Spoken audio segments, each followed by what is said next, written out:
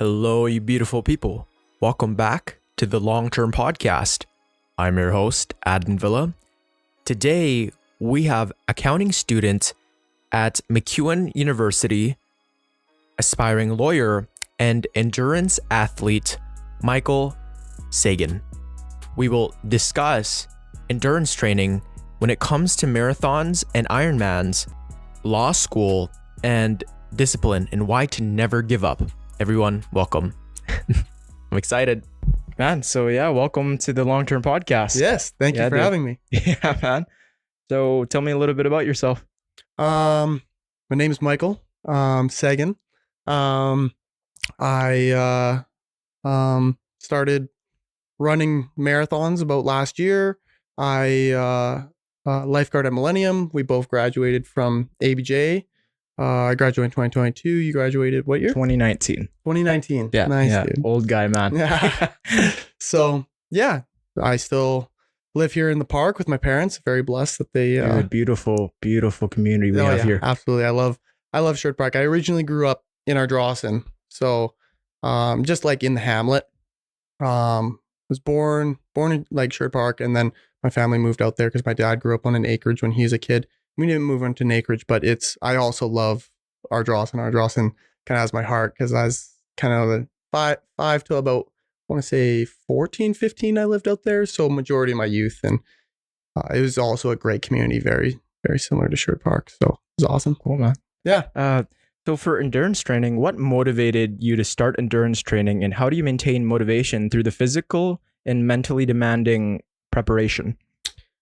Yeah. So I started training for my marathon. It's kind of funny. I graduated from ABJ, like I said, in 2020. Wasn't really sure. Really, it started with, in my youth, I played on every sports team possible. I love sports. Nothing I love more than competition and competing. And so, like I played basketball at a semi-high level. I played volleyball for ABJ. I played hockey at the rep level, AA. And I just love sports. I love competing. And it was, my whole life was just go to school, hang out with my buddies. Then it would be practice for basketball, and it'd be practice for volleyball. And then my night would be like go home, study, or go to hockey right after. And my days were just filled to the max with sports and school. And as much as it was exhausting in the moment, kept me out of trouble. So it's hard to get into trouble when you're constantly at sports. Did this ever take away your peace though? Because you're constantly just at school, and then you're training here, you're doing all these sports. Did that get heavy? I honestly didn't find it ever to get heavy. Like I said, it was never at the point where I was being forced to go. Like my parents were never like, of course it was like, there'd be times like, I'm just a kid. I'd be like, I don't want to go to practice today, blah, blah, blah. Right. But they're never like, you have to play sports. Right. So it was at my own desires to sign up for these sports teams and play. And my parents just were awesome enough to drive and support me, and probably paid thousands of dollars for me to do this. So yeah, it all started there. Loved competition. And then obviously COVID hit halfway through my grade 10 year, and that just kind of like ripped away all sports, right? So which was fine at first, but I'm a very social guy. Like I feel that there's people where social people take away their energy, where I find when I'm around people give me energy, right? Like after a long day of work or something, I just want to like go hang out with a group of people and my buddies, instead of like go sit in my room and watch a movie. And either one is completely fine, but for myself personally, and that's what's great about team sports, is that you have that community and those people. So COVID hit, grade 12 year, I kind of went back to playing sports, which was good. And then I graduated, and like I said, I played every sport. So I was kind of a jack of all trades, master of none. And so I was never extremely elite at hockey. I was never extremely elite at basketball. I was never extremely elite at volleyball. I was always very good at running. I ran cross country in junior high and throughout most of high school. But it was never my main sport. It was kind of just like on the side. But I did thoroughly enjoy it, and I would argue as naturally best at cross country. That's, I don't know if that's for me to decide, but I feel like that was the truth. How did you know you were good at cross country? I found that I would in competitions I always did fairly well. Like I ran in grade 5 and grade 6 there. If anyone who's ran cross country, is called the Mac track. I think it was only like 3 kilometers, but I'd usually come first or second in that. And I was always do well in cross country. I never took to track and field though. I never took that opportunity, and I always I guess my ego always kind of like looked down on running, especially as like a young boy and growing up in Sherwood Park, and our Drawson is like always hockey, right? Like the cool guys play hockey, right? And I love the community of hockey. Hockey's great. But I wish I did kind of commit more time to cross country when I was running younger. But kind of back to it, you gravitated towards the endurance training. Yeah, I naturally was better at that, but I found I gravitated towards the community, like the social aspect of hockey and stuff like that. But then school ended, and like I said, I was a jack of all trades. I was never elite at any sport by any stretch of the matter. And I played junior B hockey, and both years I said, first year, grade 12 year, I aged out in my grade 11 year of minor hockey. So grade 12 year, I was like, I'm not playing hockey this year. And then I missed the community, kind of like, I was a little bit lost. Like I said, from playing every single sport, and my entire days were filled. And then COVID happened, and then kind of trying to get back into sports, and that door kind of semi being closed because of COVID and minor hockey being gone.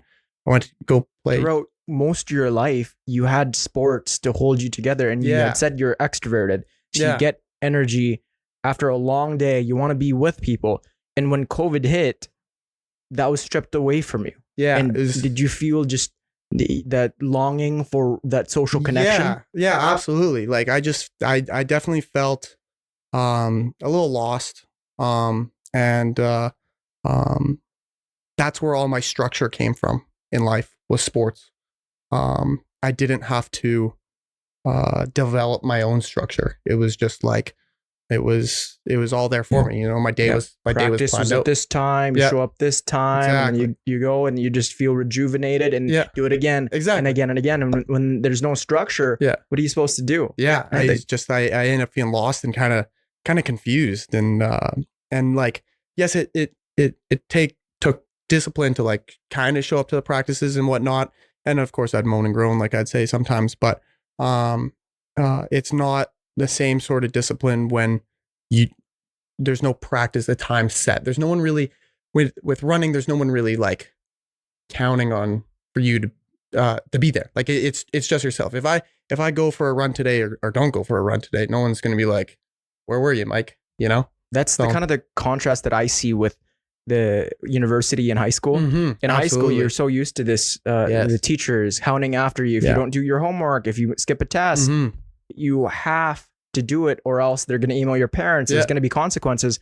In a university, you are alone. Sure, you have friends, you can make friends, but if you don't show up to that test, if you don't do that assignment, they'll just give you a 0. They'll take your money. That's your consequence. And that's kind of to relate that to marathon training. If you don't train and you show up the day of the marathon, you're going to get seriously hurt. Yeah, for sure. And it's a lifestyle, man. Yeah. Right? You show up there every day for the training, whether it be about stretching, whether it be about conditioning your body, get maybe some strength training in there. But the primary component is running. Right? You need to put one foot in front of the other. And you found this structure, right, in amidst COVID. Yeah, so I then like I was saying, went back to hockey. That didn't work. And then I graduated from high school. So then really like all my structure is gone, right? No sports, no real high school. I wasn't for sure what I wanted to do. I knew I wanted to go to university, but I wasn't for sure. I was thinking business. So I took one semester off, and that was good. I work at Millennium Place as a lifeguard, which is fantastic gig. Love it there. Great people I work with. Then same thing. I played hockey for the 6 months, and then I was like, I'm kind of done with hockey. And then I kind of went back to school, kind of found a little bit of structure again, and I kind of just asked myself, I was like, hey, what do you want to do? Like, you're 19, like time's ticking. Like as much as everyone goes, like you're young. That's so young, bro. I know you're so young. I guess for a person that wants to achieve a lot like you, yeah, it seems like a day doing nothing, and I'm the same way. Is like you feel guilty. Yeah. Almost, right? What am I doing with my life? Like, absolutely. Am I supposed to be just laying around? For like, sure. If I am going to the gym, is it building something? Yeah. Is it for something? Like I need to be able to find something more. Yeah, absolutely. And so I was kind of like that was kind of my biggest rut, is when I went back to university. I kind of got a sort of structure at. I'm like, I don't really know what I'm doing here in university. I don't really know what direction I'm taking. And I feel like a lot of people experience that after high school. I think, everyone experiences. And you can, like a lot of people I've seen let that break them and they go, oh, like, boohoo, I just, I guess I'm helpless. I'm not going to do anything 100%. About it. Or you could get after it, find your place in this world. Sure.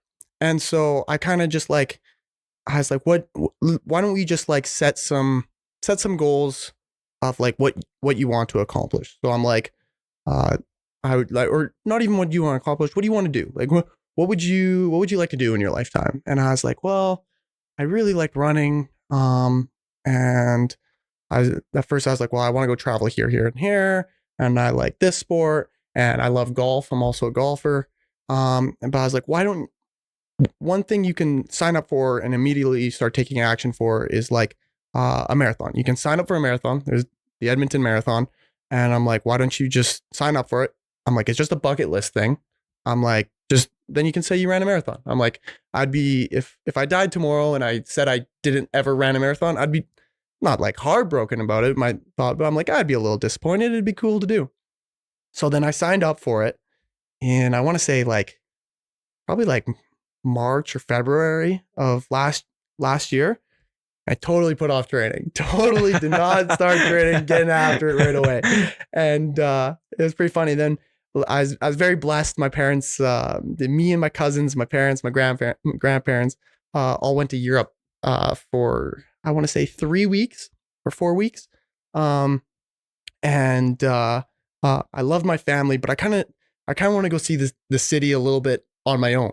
So my parents didn't want me like going out by myself. Totally understandable. But I was like, well, why don't your marathon's coming up in August. So why don't you just go for a run? I'm like, just get after it right here, right now. So I was like, why don't I'm like, you don't just go for a run and then you get to see the city. In this beautiful place. Exactly. It's more efficient because I'm not only am I getting physically active just for my health, I'm also just seeing the beauty of 100%. Europe, the novelty, and just win. Exactly. So I was like, this is win-win. So I'm like, well, I'm gonna go for like my parents want to go to bed early. I'm not ready to go to bed. I'll just like head out for a run. And it's always something going on in Europe, very walkable city. So I'd go for a run, and then I kind of started running like probably 3-4 times a week in Europe. And then I came back, I want to say like early July. And then I had like 4 more weeks to train till my first marathon. And then I really, really got after it. And then, I ran my first ever marathon in August of 2023. And it was probably the hardest thing I've ever done mentally. It was extremely difficult. I was underprepared for sure. I actually ended up overtraining at first. So like I said, I started running in Europe. but I was still not really training. Like I was going for casual runs, definitely not marathon prep. And then when I came back, all I did was like go on ChatGPT. It was like, make me a marathon plan. I have 6 weeks to a marathon or something like that. And it gave me like this kind of like entry level beginner marathon plan. And I was like, wow, I can do more than the entry level, which that was all ego talking. And so I ended up like running like probably like 60 kilometers, 70 kilometers a week. And I ended up hurting my calf or Achilles. I never ended up figuring out what I hurt, but I hurt something in my one leg. And it's great that we're young because it heals up fast. Yeah. So I was like, I was limping pretty good. I was pretty banged up. And then my mom's like, you're not running the marathon. And I was like, well, we'll take a week and a half off. I'll go to physio. We'll see. Oh, did you ever have like your family members or friends go, why don't you start off with the half? Why don't you start off with the 10? 100%. You're a little bit injured, maybe exactly. You're overtrained.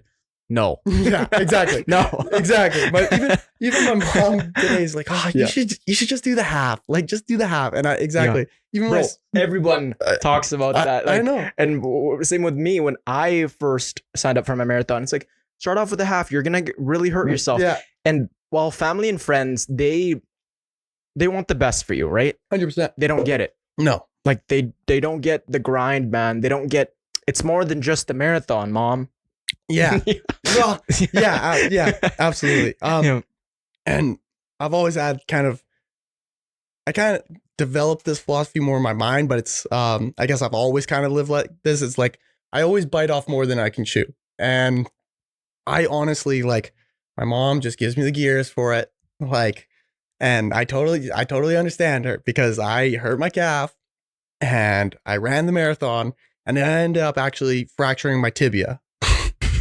So she is right. And but I bit off more than I can chew, but I kind of found something that I enjoyed. So in my mind, even though after I fractured my tibia and literally couldn't run till like November, I still was like, while I was injured, I was like signing up for other marathons.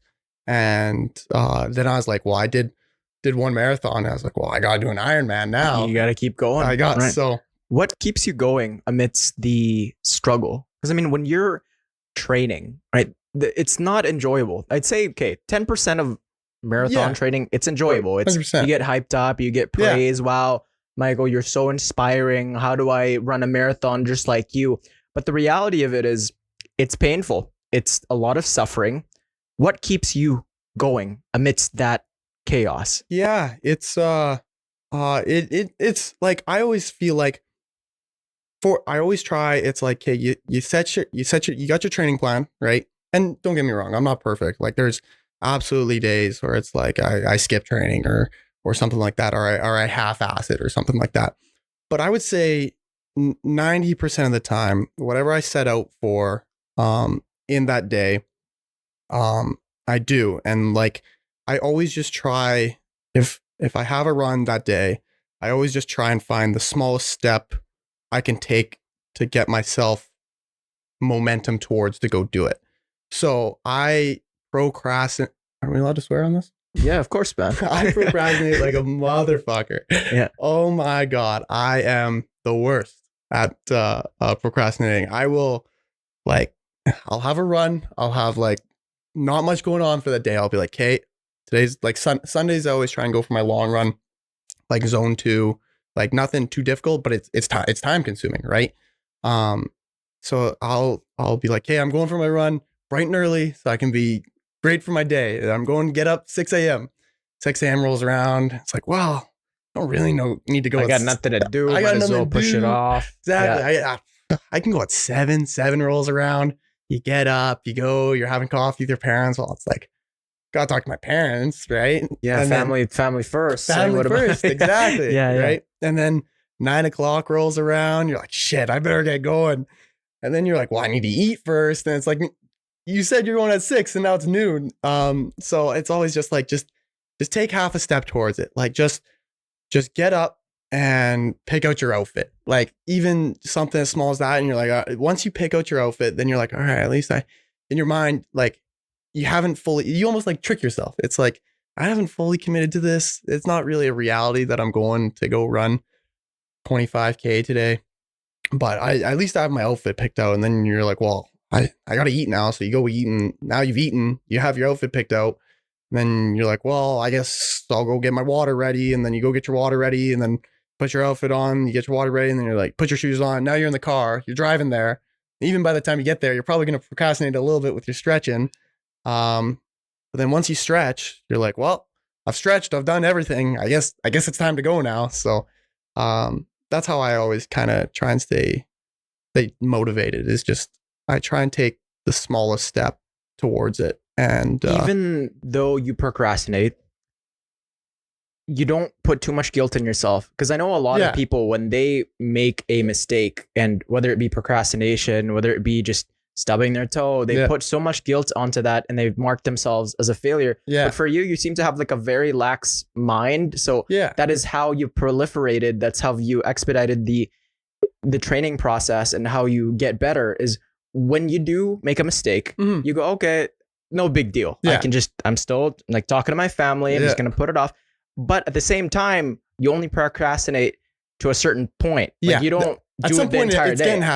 It's going to happen. Yeah. So you set up objectives. Yeah. And even if you don't go through it perfectly, it's still an objective that you need to get done, and you go for it. Yeah. And that's, bro, I wish more people were like that, because I know the majority of people say some certain things and they don't follow through. Yeah. Now, how did you adopt that mindset?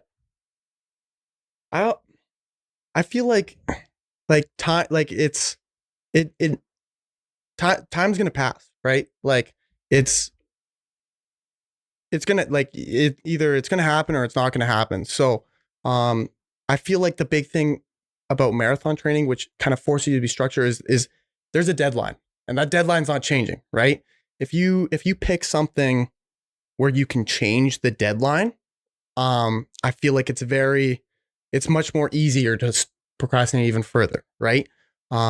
So like I'm currently signed up. I got a marathon coming up in Banff here, and it's like, they're not going to change the Banff Marathon date for me because I procrastinated, right? So it's like, I better get going. So did you get the hotel and everything booked already? Yeah, we're staying in Calgary. So I'm also running the Banff Marathon, but I'm signed up, but I'm not sure if like it's gonna pull through, because like I need a place to stay, I need to be able to get the bib, and I need the car, I need to plan it out. But I am signed up, and I'd already ran a marathon like 3 weeks ago at the Woody's RV, and I'm also signed up for the Edmonton Service Marathon, and I'm like, Banff one is beautiful, man. So 100%. Well, let me. I'm staying with the rents, but let me talk to you. We might have space for you.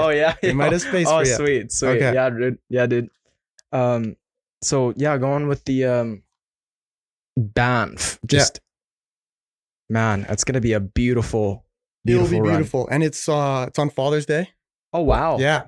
Oh wow! So and you're running that with your dad? Hey? Running with my dad. Yeah. So after I ran the marathon last year, I'm like, my dad he showed interest. He thought it was very cool. But I was like, you should do one with me. And he's like, I don't know. He's like, what about half? I'm like, just do the full. Like, you'll be happier that you did the full, right? I feel like if you do the half, son is telling the dad. Yeah. I'm like, you'll be happier with the full. Don't do the half. I feel like if you do the half, it's like, for myself personally, it's like, I didn't fully do it, you know? I'm like, just bite off more than you can chew, you know, do the full. And he's like, all right, fine. It was like a year away. And then, so he's been running, and I think he's really been enjoying it. So I'm not gonna race it, because I got an Ironman coming up in Calgary, which I also haven't decided if I'm gonna race that. When is that? That one is July either 25th or 28th. It's coming up. It's coming up as well. You're doing a full or a half? A half. Yeah. Ironman, but still though, that's another beast, man. It is another beast. Ironman training is a completely different beast than marathon training. Marathon training is a beast within itself. But the thing Ironman training, it's 3 different disciplines. And you got a marathon within the Ironman. Yeah. I don't know. It's only a half marathon. Right. For those that don't know what an Ironman is. So it's a triathlon. So you swim, you bike, you run. So it's kind of just like a big endurance sport. Ironman's kind of like, it's not the biggest, but it's kind of the biggest mainstream, I would say, endurance sport other than marathons. So the half, I believe the swim is just under 2.5 kilometers or just under 2 kilometers, something like that. Either 1900 meters or 2,400 meters. And then the bike is 90 kilometers. And then it's a half marathon. So that's a half Ironman.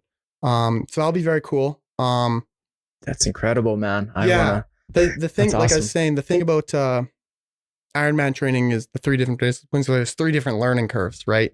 So that's what makes it very difficult and very time consuming. But it's also very fun, and it's nice to use not only your legs like you do in running, but kind of your whole body. How do you train for the swimming portion? Laps back and forth, pretty much hit the pool, laps back and forth. One of the biggest thing I got over in the learning curve is I can swim, like lifeguard. I'm okay, but nothing like swim kids who've competitively swam. That's their thing. That's a different world. Those kids are crazy. They're in the pool twice a day, just grinding. And I didn't know really technique. Like I knew how to front crawl, but very elementary. I mean, for lifeguards, you guys are just you specialize in saving people. Yeah, or not really bracing for time. Exactly. It's just learning to keep afloat. And bringing up a body with you. 100%. So, I ended up. There's a girl a woman that works at Millennium, and she runs a triathlon like course, like a swimming thing, and it's all older people, usually in like their 30s, early 40s, and whatnot. So it was a little intimidating to join, but joined it, and kind of is a great community. And it really helped me figure out the swimming aspect of it. So that was awesome. Yeah. Can you swim indefinitely? Because I find that I have to like float on my back a little bit to gain my energy. Because is it possible to front crawl forever? Well, is that definitely not possible for me? But can you tread forever? Like I couldn't like egg beater forever, but I could probably, if I wanted to swim back and forth, I could probably swim back and forth if I would like really like wanted to like push it, and like I think I could probably do like maybe an hour and a half, 2 hours straight. I think, I don't know. That pretty much covers the entire swim portion. I won't be very fast, but I think I'll be able to complete it. So yeah, it's good. That's dope, man. Can you describe a particular challenging moment during your marathon or Ironman training and how you overcame it? Yeah. Really the fracturing of my leg was probably the most difficult. Cause I feel like marathon training, really anything in life kind of, I found is very, routine and rhythmic, right? So once you're in a rhythm, like it's easier to get up. Once the ball's rolling, it's easier to get up and go and run. It's not as daunting. You put in the work tomorrow, you almost, or at least myself personally, I find like I don't want to waste that work I put in by skipping a training, right? Because if you skip 1 day, 2 day, 3 day, 4 day, now you've kind of lost a little bit of the progress. You want to keep building on that, and right? It's hard to get back into it after you've skipped 4 days. That's why I don't try to take a rest day. Yeah, I mean, if I do rest, it's like stretching. It's like light walking or light jogging. There's no such thing as a rest day. Yeah, like 100%. Like you gotta like it's just keeping that ball rolling. So like after I fractured my leg, I probably like really like I told myself I think I was good to go probably early September, realistically. But I wasn't in a rhythm like I was the first time I ran for those like first 4-5 weeks. Where it's like that was my main priority. And plus I had school and stuff like that. So getting back into that rhythm was probably the hardest part. But once you're back into that rhythm, it gets easier. So yeah, overcoming that was probably the most challenging part of the Ironman training. Did your mind go to irrational thoughts like, oh, I'm probably not going to finish, or oh, this is all me. I overtrained. I'm dumb. Like, where did your mind go in this tibia fracture? Yeah, it was kind of like after that is like, do you really want to do this? Like, do you want to keep going? It'd be very easy to quit, and then it's also just like frustrating when you've made progress and then you lose some of that progress, right? You never want to see yourself lose that progress. So that's frustrating and whatnot. But I also believe like you got to have balance in life too, right? 100%. Stay disciplined. Keep consistency. Consistency is key. As corny as that sounds, everyone says that, but it's so true. Like I said, bro, consistency. Rhythm. We talked about it off camera where you don't have to read the entire page. Yeah. You can just go word for word up until you finish each page. Or if you have trouble finishing the book, go for each page. Yeah. If you can't finish it in one day, go for it every day, just a little bit at a time. And eventually what you'll realize is you've built this enormous monument, brick by brick. You keep going. And that's with training, especially. 100%. And like, I find that on every single run I do. I have some friends who are just want to run a marathon this summer, or just want to run a 10K or half. And I think that's fantastic. And I'm just like I know I run quite consistently, and they're like, I don't want, like, they're like, how do you run so much? Blah, blah, blah. And I'm like, and they're like, you must like love it. And like, I'm like, honestly, no. I'm like, honestly, I would say I love it. I would say every single time I run, it's like, I'm looking for a reason to quit. Like, it's like, and then, but you just got to get over the hurdle. You got to put in enough where it's like, I'm in too deep. I better finish this off. Right. So exactly, when you just take it like kind of 1 kilometer at a time. And just like you're saying with the book, right? Take it 1 kilometer at a time. And, eventually you're going to be like, well, I'm 60, I'm 70% done. Like, I may as well just like sprint to the finish now.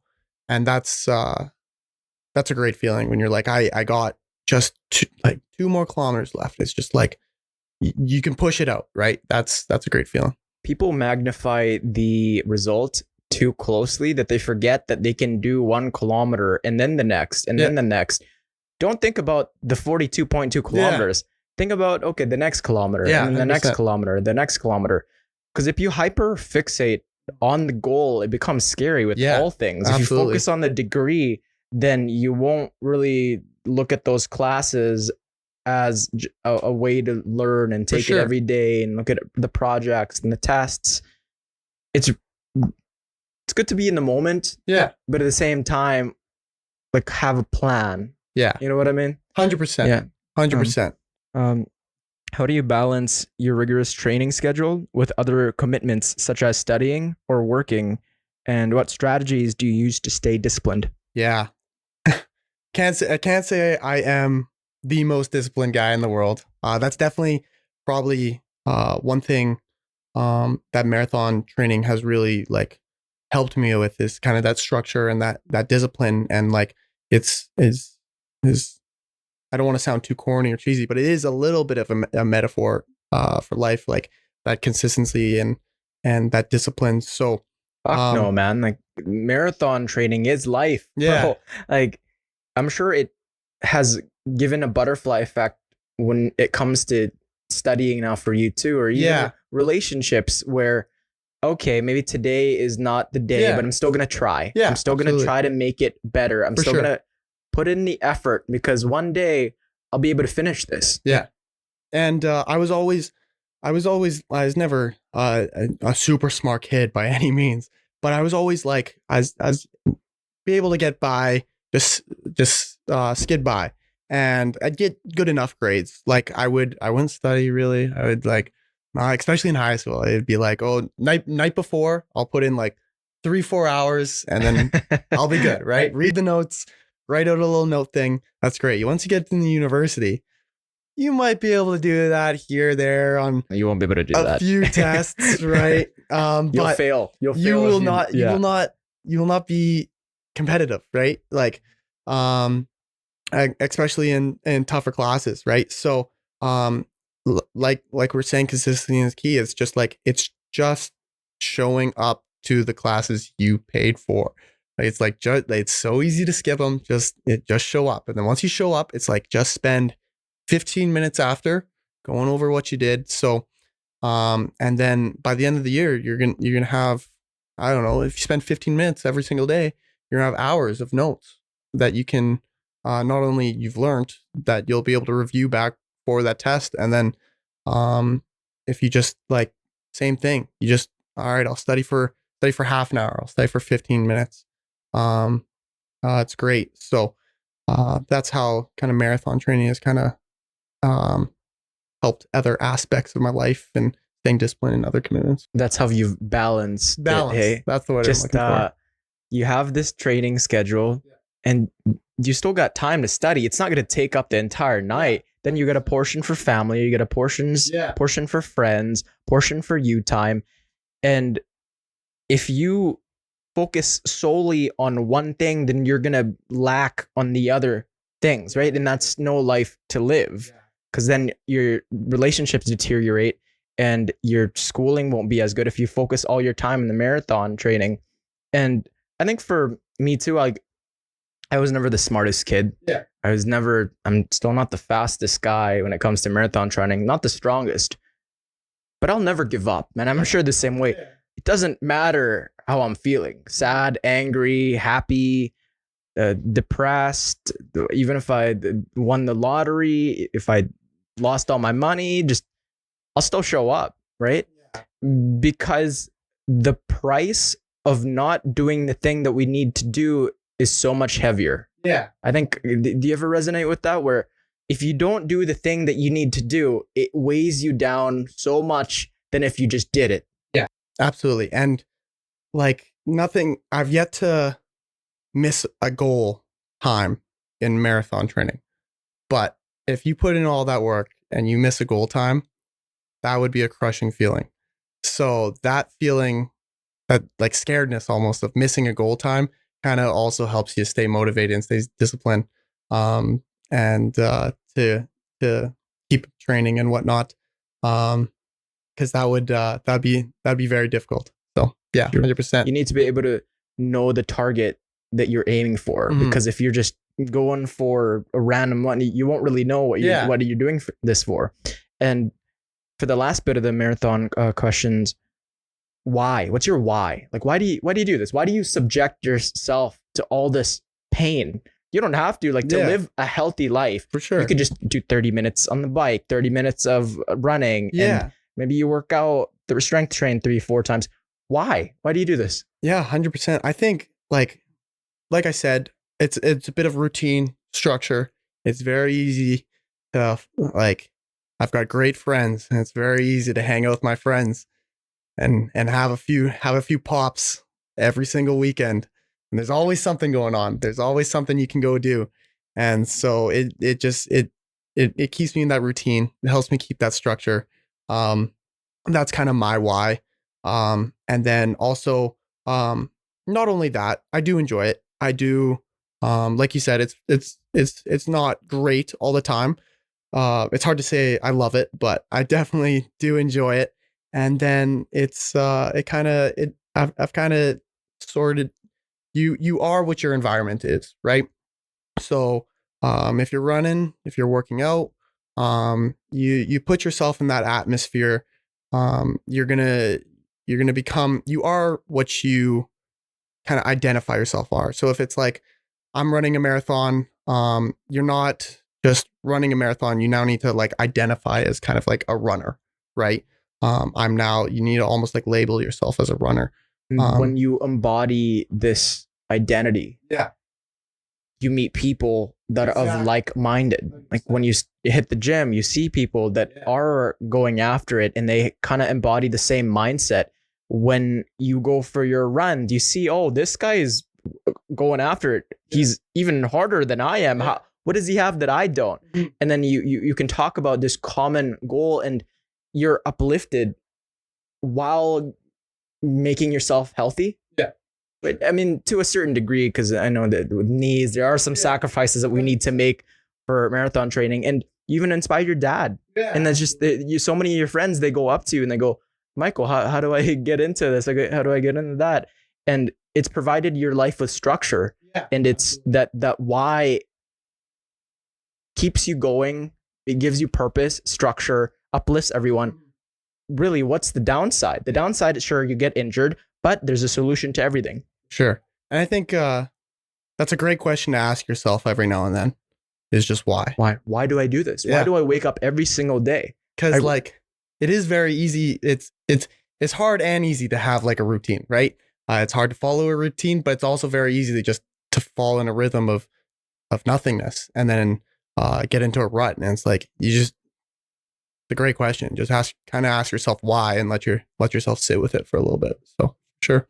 Yeah, bro. Just pain of regret weighs tons. Yeah. But the pain of discipline weighs ounces. Yeah. So sure, that's you pick and choose and always ask yourself, why are you doing this? Why are you doing this? And you'll find out very quickly why.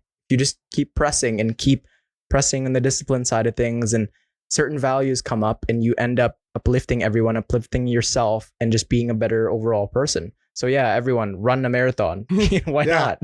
Everyone can do it. I would highly suggest running a marathon, like for sure. I don't think it's really anything special. I know a lot of people blow it out of proportion. They go, oh, it's like such a big thing. A marathon? What? 42.2 kilometers? Everyone can do it. Absolutely. Everyone can do it. I was talking to a guy today at work, lifeguarding, about this podcast that I was going to go on. And I'm like, I kind of feel like I have imposter syndrome here. Like, I'm like, I'm not the fastest marathon runner ever. I'm sure there's many other faster people just within Sherwood Park, maybe even my neighborhood, than me. And, but like I said, like, I feel like anyone, if they just like locked in for like 3-4 months, like no problem. You could do that. And then the grand scheme of your life, if that's something you kind of want to do, why not just lock in for 3-4 months? You don't even have to run every single day, but if you run 4 times a week, you'll be there in 4 or 5 months. You can absolutely, I think anyone can do it, and like just go slow. Yeah. And nothing worth having comes easy. Yeah, for sure. Nothing. Yeah, bro. Law school. Yeah, well, we'll see, but yeah, we'll see. It's so speculation, and it's just a conversation. It seems that people that do run marathons, that do all these things like sports, extracurricular activities, setting these goals that are much more than themselves, even biting more than you can chew. It seems like they also just want something more career-wise. Yeah. Just the dreaming side of things. So why do you want to pursue law, and what do you hope to achieve in your legal career? Yeah, honestly, my dad is in law enforcement. He's a police officer with the Edmonton Police. And I've always like looked up to him for that and whatnot. But that's a very tough job. And it's not only tough with what he does and whatnot, and he always downplays it and whatnot, but it's very tough with the hours. And I'm sure law is a little bit more 9 to 5. Well, not 9 to 5, but a little bit more like in an office and stuff like that. And I also, I find from what I've learned about law, it's kind of like a reading comprehension test, if that makes sense. It's kind of like you read the stuff, you kind of get the information, and it's similar to math in a sense where you have the numbers and you kind of need to find the formula, and then you need to find the solution in math. And sometimes you're given the formula, but in like reading comprehension and law, you're not really given the formula. It's just kind of like logic, if that makes sense.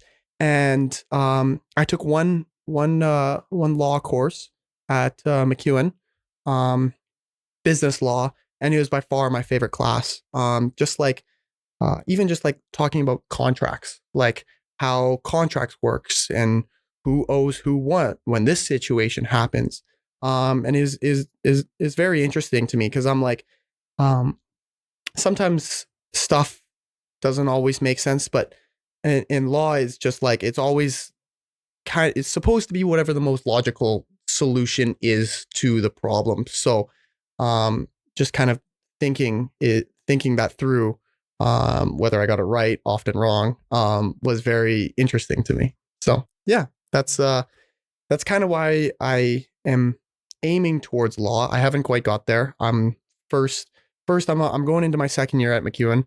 I think I'm going to major in accounting. And then if I love accounting, I might just stick with accounting. But so far that's been my favorite class, law, and I'll take a few more, and I'm sure there's much more to learn there. But if I do become a lawyer, we were talking about that podcast that we both listened to, the Lex Friedman. James Sexton. Yeah, the divorce attorney. Yes, exactly. That was, and it was such a great podcast. Just listening to all the stories he told, and well, you had said that you're an extrovert, so I think it's not surprising that this type of thing gravitates for you. And working with people and whatnot is great. And I think as I ask myself, like, what do I want to do for a career? It's like, yes, of course, you want to make millions and billions of dollars, and that is part of it. Like, lawyers do make good money, and I want to make money, and I want to like live a great lifestyle. But if that's all you're aiming for, it's not going to be satisfying. So I think part of your career is you want to, like you said, uplift others, and you want to do something you're passionate about, as well as helping others. And if I chose a career that either A, I wasn't passionate about, or B, didn't really help others, even whether that's like being a divorce lawyer or even just like helping people through contracts or something like that, I don't think I would feel fully satisfied. And that's relating that back to my dad being a cop, and his whole job is kind of like helping others. In my mind, at least, I know lots of people have many opinions about police officers, but that's something I strive to do. Yeah. What challenges do you anticipate facing in law school, and how do you plan to address them to ensure your success? Yeah, if I get into law school and if that's the career path I want to take, which you will, if you wanted to put your mind to it. Yeah, absolutely. I'm sure I could do it, but it would be extremely challenging. Not something easy to chew off. It would take a lot of sacrifice. Like I don't know if I'd be able to like continue training marathons while being in law school. I think you could. You might be able to, but like I don't think I could work 20 hours a week, be in law school, so it takes a lifestyle change. And any time you're changing your lifestyle and the kind of like the routine you're in, it's very difficult. And that's something that's already like changing your lifestyle is difficult, as well as going into law school. Like that would be 80-hour school weeks, right? So very daunting, but I'm sure you'll get through it though. Yeah. If I fully believe that like pretty much anyone, if they really want to do something, you can do it. And having that mindset alone can take you to space. Yeah, absolutely. Anywhere you want. Yeah. That effort of just everything that I do, everything that happens to me is because of what I do. 100%. It's that there's you ever heard of like internal locus of control and an external locus of control? I've heard of it, but I'm not very familiar. External is just everything happens to you. Yes. Life happens. You get a bad grade in a test. That's just because of my genetics. Yeah. I couldn't really have done better. It's just the external forces. I didn't have much time. Other people were out to get me. Yeah. Internal is, okay, I didn't get a good grade, but it's because I didn't try as hard. Sure, there's all these things that I couldn't control, but I didn't work around them. I could have done better. And it's that inside of you, no matter what, you are in charge. And certainly a lot of, I fluctuate from internal and external depending on how life is treating me. But at the end of the day, it's all in us to have that internal locus of control. We are in control, man. Yeah. And I feel like that's just a more positive way to live life. If you're letting outside factors dictate stuff that happened to you, you're gonna be like, well, it's an outside factor. I couldn't have controlled it. And sometimes that may be true, but it's just unproductive and a waste of time and energy in my mind to be like, why focus on something you can't control when the only thing you can control is your own actions? So being able to just fully, and I know I'm preaching this right now, but in no means am I great at it either. But if you're able to be almost everything is not my fault, but very accountable, right?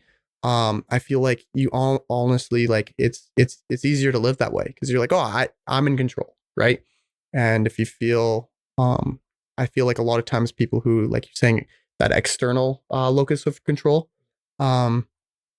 fall into this difficulty of self-pity, victimhood. It's I can't do anything. And when you go to work, people are mean to you because it's just the way things are. You don't do anything to change that. Yeah. And you may have, and it's hard to preach this when I've been blessed with every opportunity of. Dude, me too, man. I have such a loving family, and while it's never linear, I can't help but feel a bit guilty because there are some people who are living paycheck to paycheck, who don't have supporting, loving family members, who don't have the time to go to Millennium Place and hit the laps and hit the stairs, hit the gym.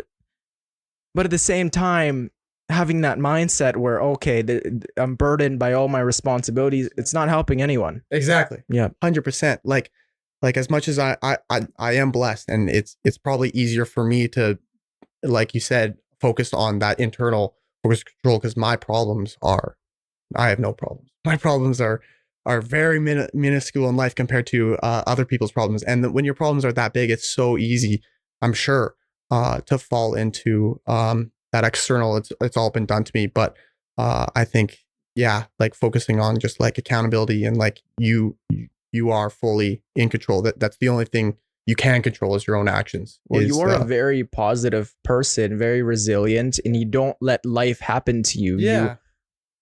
Prevention is worth a pound of cure. And you when you go through bad feeling, you immediately look for a solution, which there's also been many people that I've talked to that are very privileged, that do come from a high income family, who aren't in good shape, who aren't in school, who aren't doing the things that they needed to do. So give yourself some credit, man. We are all equal in a way. We're in Sherwood Park, bro. So exactly. A lot of people that we talk to, they could be running marathons, but they don't. Yeah. They could be in university, but they're not. They could be getting after it at the gym, making their lives better, but they don't. And certainly I've heard this narrative from many people where it's they discount their achievements because they come from a high status, high income family.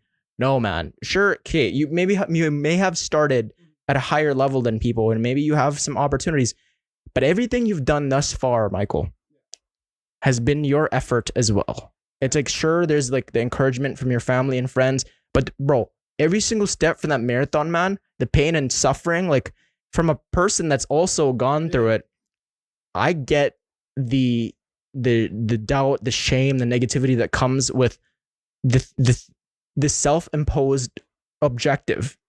And certainly don't ever, discount yourself from all the things that you've done and all the things that you're gonna do, and you're gonna go on to do amazing things, bro. And but because you have a very strong mind.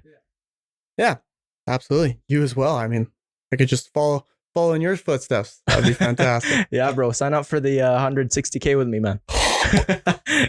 I don't know how. That's a beast. That's a beast, man. That's a mental grind. 30 hours to do that one. Oh my God, dude. How do you think your background in accounting will benefit you in law school and your future legal career? Yeah, I feel like accounting. I've taken a few accounting classes, and it's different than the law school or law class I've taken. But I feel like since I gravitate towards that business side of stuff like that, or at least I in the past have gravitated towards business. If I ever do end up in like the business world in law, I feel like being able to speak the lingo of law or business in law and I feel like accounting. I was between accounting and finance, and I still kind of am. I haven't picked my major, but finance is very niche and a great career. But every business needs accountants, right? And so accounting kind of speaks the language of business. Is how I've kind of interpreted it. I've yet to become an accountant. I've yet to work in accounting. But that's just kind of how I've interpreted in my mind. And so if I ever do want to go into business law, I feel like accounting will help me greatly, being able to speak the language of like accountants and stuff like that. But I've actually kind of, as much as I've liked business, I'm kind of focusing more on, if I go into law, more social-ish work. So we'll see. I don't know. I like I said, just kind of play it class by class, year by year. So we'll see where it takes me. We're still young. We can't fixate too much on the future because it's still so far away. Yeah. 99% of everything is the progress. Yeah. And if we fixate too much on the result, that's just 1% of it. Yeah. Running a marathon, it's 99% just training, just getting after it. And then the 1% of absolute euphoria is just crossing that finish line, getting that medal. It's like 2 minutes. And then it's done. If you don't enjoy the journey, you're not going to enjoy anything. Yeah. You have to enjoy the endeavor. So yeah, bro. Like I see lots of Instagram posts. It's like the marathon is the training and the race is just like the celebration and stuff like that. Yeah, dude, crossing that finish line is just the celebration. It's just the marathon itself. It's so much more. Just getting your degree, getting people writing their masters, their PhD. That like when you get that piece of paper, and I know a lot of people shit on like degrees and just diplomas because it takes so long. And like, what's this? It's about the discipline, man. Yeah. It's about like getting after it when you don't feel like it. And I feel like this is a good segue into talking about discipline. Yeah. Can you share any experience where your discipline was put to the test and how you managed to stay committed to your goal in any endeavor? I think every single day your kind of discipline's been put to the test. I've worked this morning. Now I'm hitting this podcast. Sure, it'd be a lot easier to go home, just kind of relax and eat, but when you gotta get after it, right? And opportunities arise, and especially when you're young and you wanna party and you wanna drink and whatnot. And don't get me wrong, I've had fun, and I still have fun, and I'm not always the most disciplined. But being able to just say no sometimes. Like if you go through, like I took a little break from, I still hung out with my friends and whatnot, but I was just like, I'm not really gonna drink from January until my marathon, and just that alone, where I kind of cut out any sorts of, like, I still saw my friends, but kind of staying out late till 1 to 12. You probably got a lot of backlash to that because I did the same way. I quit drinking totally. 426 days. Good for you, man. Free. Yeah. Just felt like my body didn't need that in me. Yeah. And it's one of those things where if you quit, people think you have a problem. Yeah. Like, it's like, are you okay, bro? Yeah, like, you're not driving. Why did you not drink? I just don't drink. Don't want that in my body. And why aren't you staying so late? I want to get my sleep in. And it's very hard to say no to your friends. It is very hard to say no to your friends.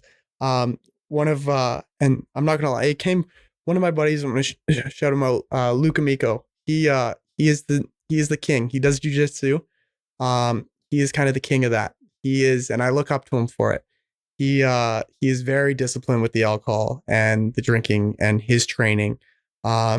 His discipline is something I admire immensely. I've known him since like kindergarten, and whatever he does, he's in it 100%, and that's his main priority, and that's his main goal.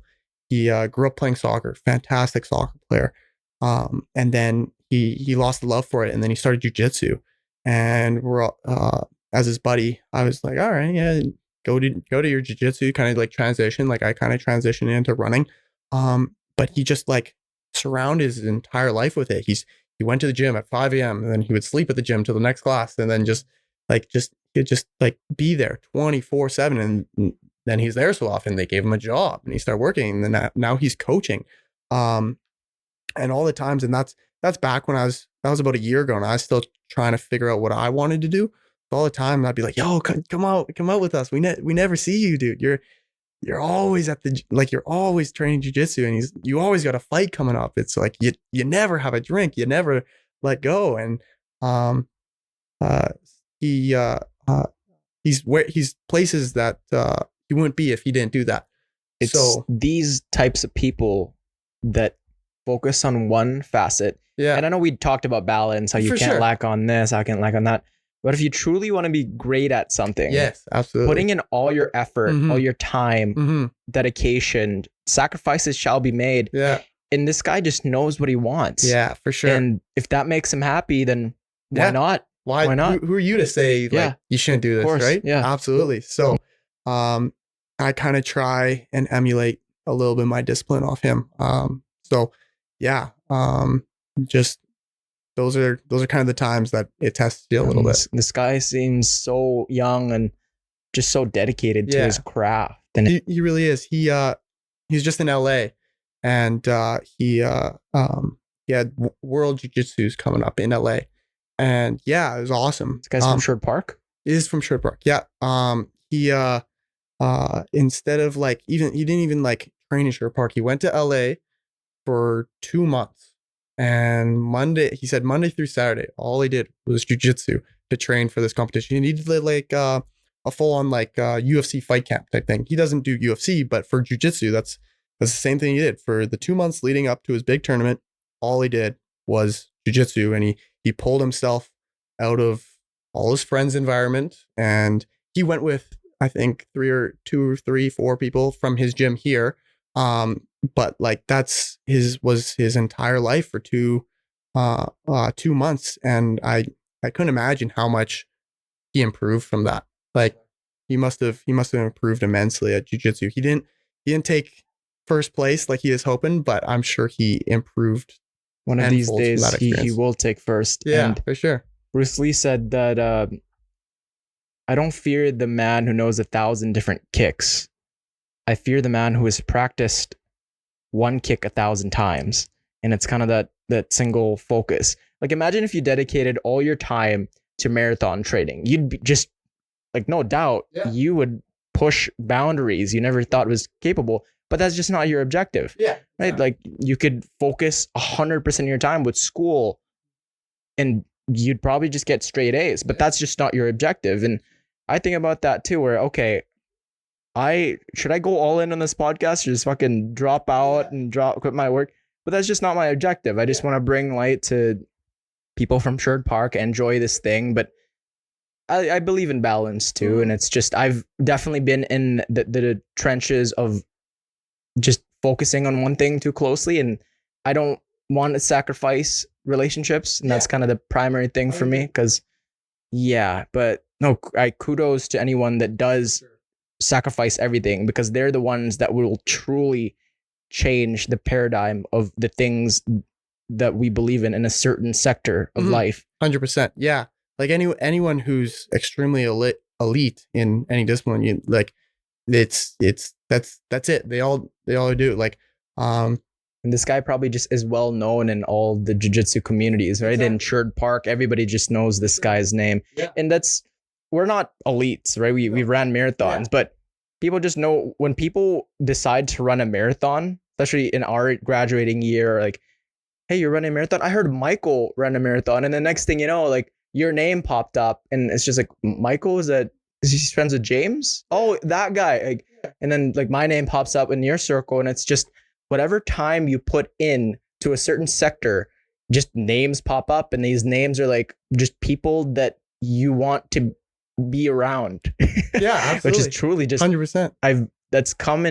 That's become more and more of a reality for me, just with every day that passes, because I just end up talking to people like you, and people with like high ambition, bro. Yeah. And just from marathon alone, like just running one, I've gained so many connections from these people.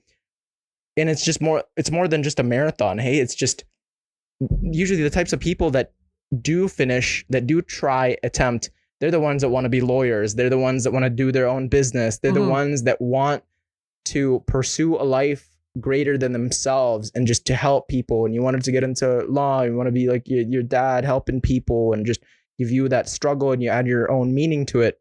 And then you look up to the people that focus their time on a certain sector and just be great at it, because you know the sacrifices that it takes. You know that just the human nature of struggle is so real, and it's how we construct that. Like, how do we make that play into benefiting us?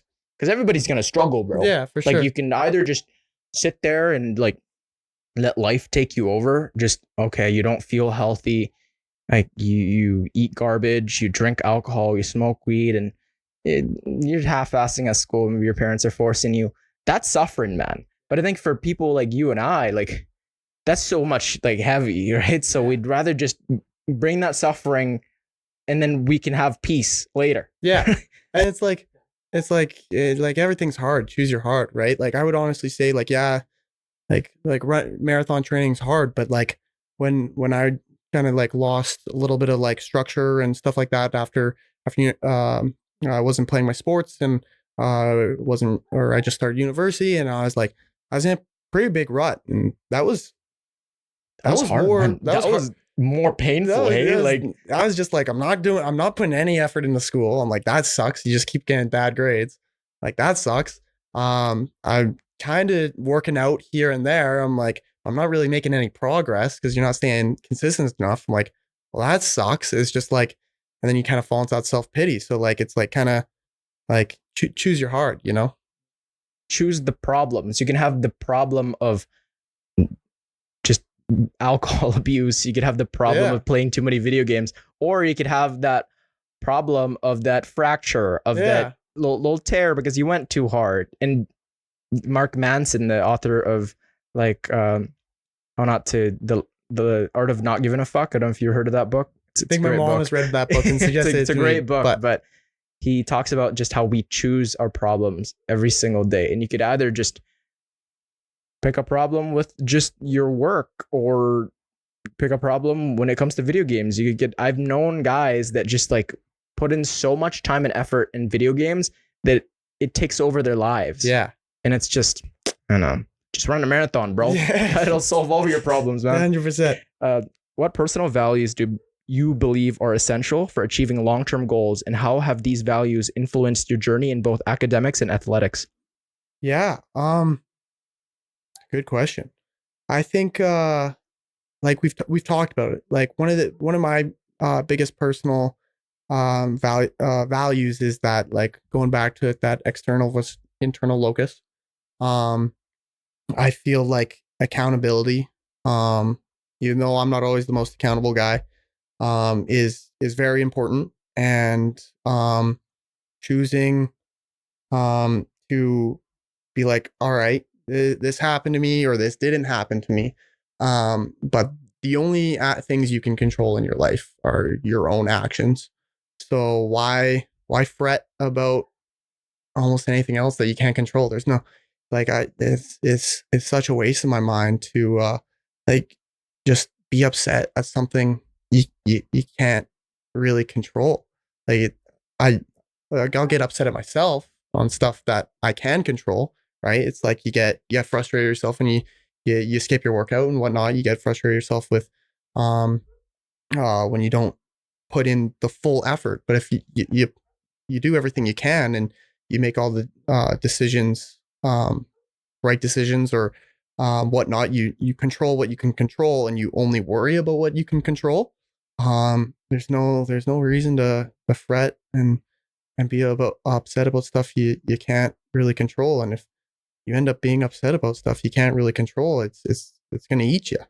So I try to always keep that in my back of my mind, and not that I always do, but I try my best. It's a great response. And when you think about how hard it is to change yourself, you'd understand that it is much harder to change other people. Yeah. Those are things, making other people like you, like it's just impossible. You won't fully know. Changing the circumstances by will alone, it's just not possible. Yeah. It's the actions that you take. It's the effort, the studying, the accountability. For what did you do wrong in that situation? Yeah. Okay, you get in a fight with a coworker or a friend, a family member. You could go, oh, this is their fault. This is his fault. This happened because of this. That happened because of that. Maybe it's not even a person. That happened because of this. What did you do wrong? Yeah. Okay, because if you cast that blame onto other people, like, what are you going to do next? You're not finding solutions. You're just finding excuses. When you find excuses, you're going to develop that in your head and you're going to keep growing that part of you where, okay, something goes wrong. It's never my fault and there's nothing I can do. And you don't grow as a person. But as soon as you go, yeah, I had something to do with this argument. I had something to do with this failure in this project. That is where you grow, because you find solutions instead of just finding excuses where it's like, okay, it's their fault. You can always find something, even in the times where, like, there's been guys that are dickheads to me. They just, they don't like the way I am. They don't like the way I present myself. Maybe I did something wrong in there. But even in those cases, maybe you just don't think about them. That's a solution, right? There's always a solution to every single endeavor, every single thing that happens to us. And going back to that internal locus of control. 100%. And it's like, I also feel like it's kind of like driving. Everyone has that experience where they're driving and either someone's driving like an idiot or something like that. And it's easy to get upset, but it's like, all right, like, where is that going to get you? Like you can honk your horn, yell at that guy, put the finger up. Yeah. It's like, whatever. What would that do? What would that do? You'll just piss that guy off, and you guys will like just have an argument. A pissing argument. And then worst case scenario, what if that guy's got a weapon and just shoots you? Okay, then you're dead. Then or even like not even the worst case scenario. Now your morning's ruined. You're gonna let this guy ruin your morning? It's like, who cares? Just no. He's driving like an idiot, or maybe you made a mistake and then he flips you off, and now you're upset. It's like, whatever, just let it go. Let it go. Let it go. Even then, okay, what did you do wrong? Maybe you didn't signal properly. Maybe you didn't shoulder check as efficiently.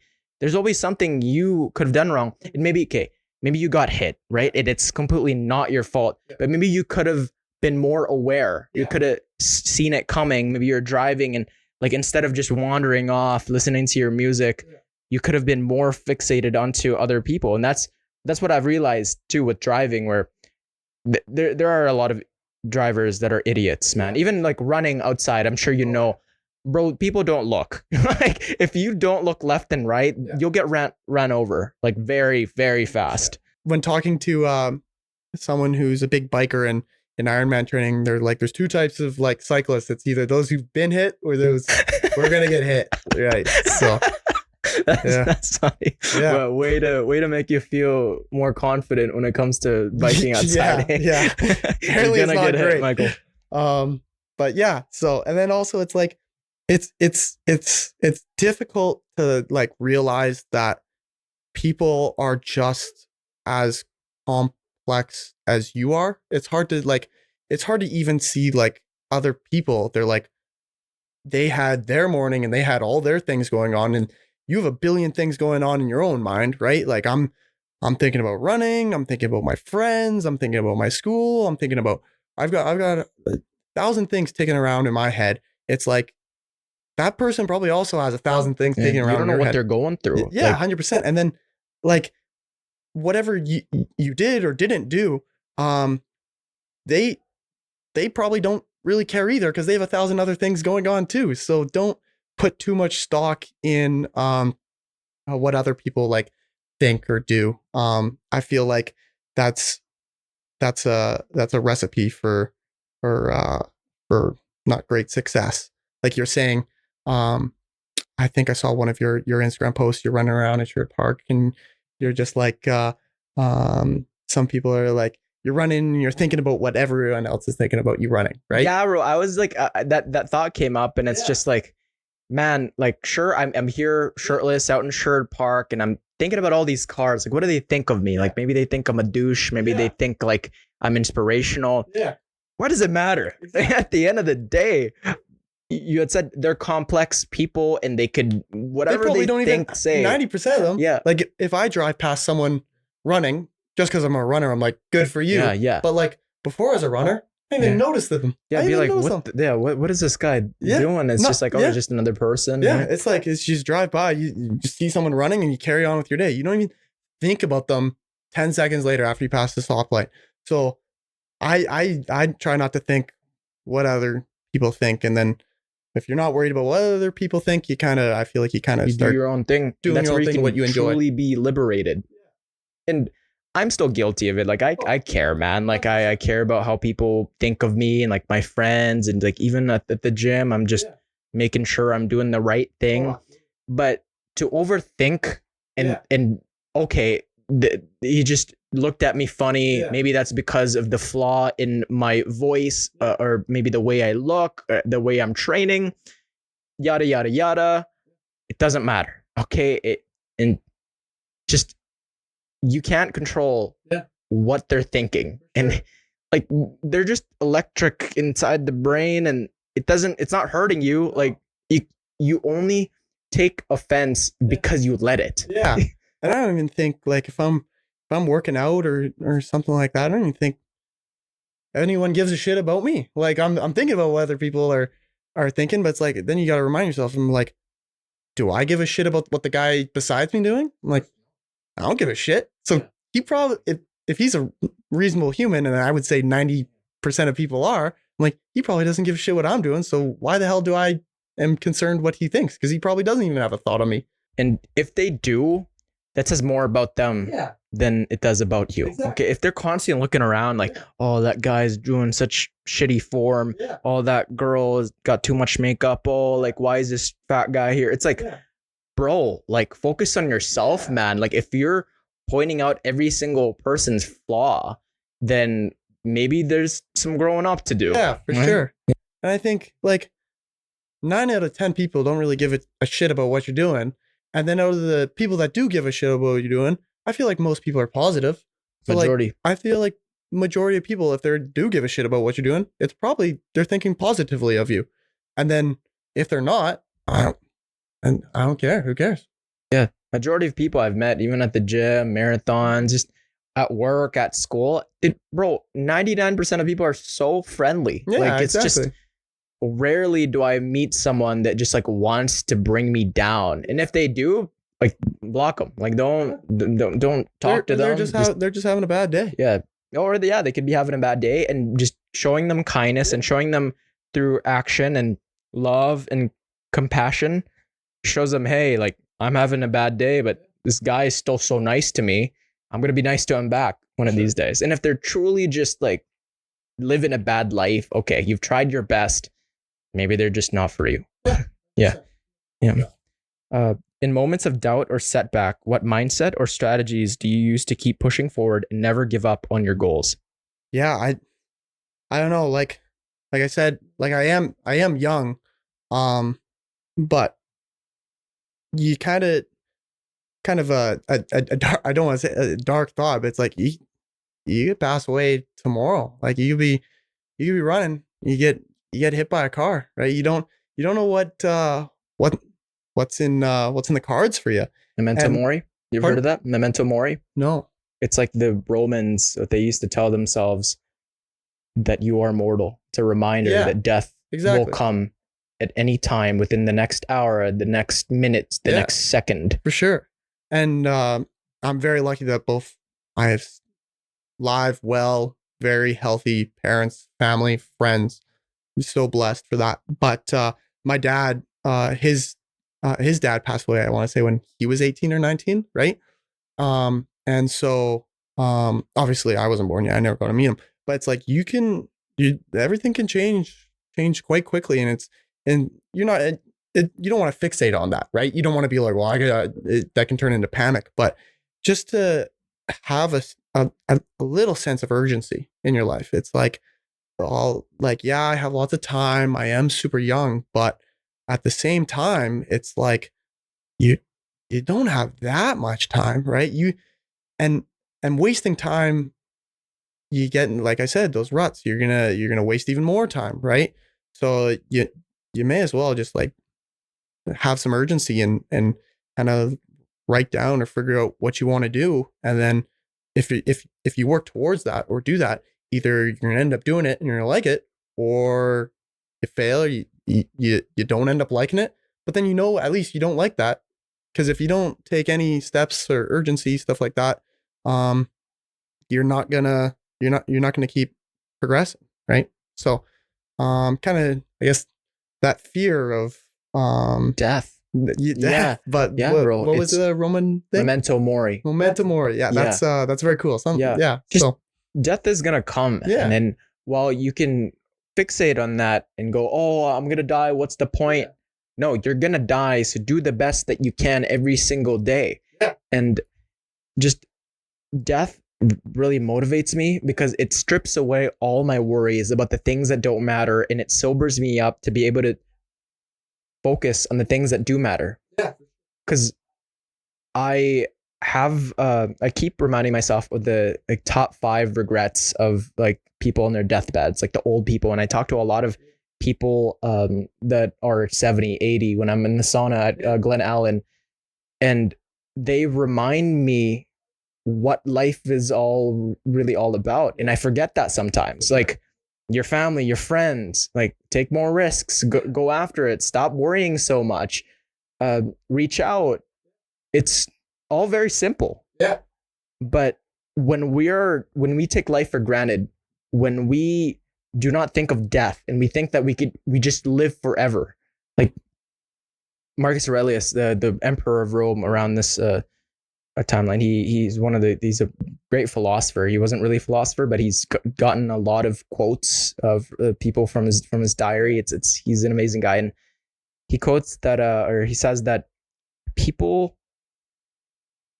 behave like they're gonna live forever, and it's we're not, bro. We're here for only a finite amount of time, and it's what we do with that time to be able to make a difference. Yeah, absolutely. And I feel like I always kind of, and maybe just because I've been raised so fantastic by my parents, that I always feel like I kind of know in the back of my mind what the right thing is to do, but then like being that whatever it might be uncomfortable. So like I feel like you always kind of know, like I should take this risk, right? Even though it might be a little bit of uncertainty, but I kind of like that want to do stuff. It's kind of there, and I think you just kind of gotta listen to your gut, I guess I'm trying to say. Hold on it, man.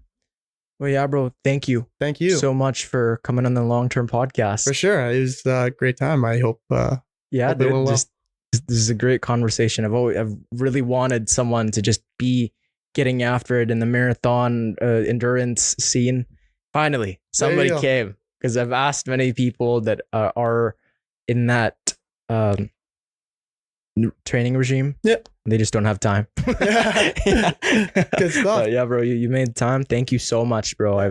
People are going to derive a lot of great value from this, and just good luck on the Banff Marathon and the half Ironman in Calgary around July. Yeah, and then maybe depending on how the body's holding up, I'm thinking the Edmonton one as well. Yeah, dude. Yeah, we'll definitely run that. So together. yeah, and then maybe I'll see you in Banff as well. Yeah, maybe. Yeah. So, we'll talk. It'll be good. But yeah, any last words to people listening, watching? No, just thank you so much for having me. Appreciate it. And to all of you listening, watching, there's a place for you in this chaotic world. Never lose hope, have faith, and keep it long term. Peace. Nice. Yeah, bro. Hell yeah. Sweet. Hell yeah, that's right. It's awesome.